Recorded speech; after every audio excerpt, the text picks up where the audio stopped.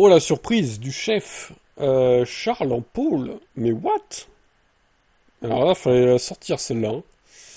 Il devance les deux McLaren de 26 et 41 millième respectivement, Piastri Norris. Alors apparemment la Q3 a été bizarre parce que le vent a tourné.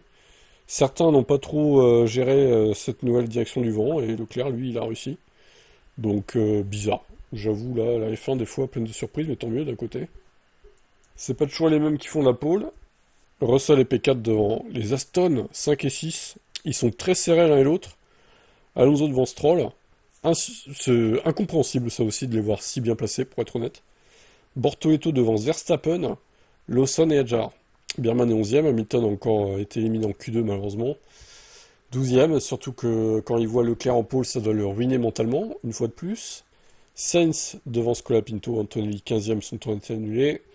Donc encore une qualif catastrophique pour le jeune italien. Nous avons également Tsunoda éliminé en Q1, tout comme Gasly, Ocon, Hülkenberg et Albon. Voilà. Bon, bah écoutez, surprenante cette Q3. Maintenant, je m'attendais pas forcément à voir Leclerc en pole.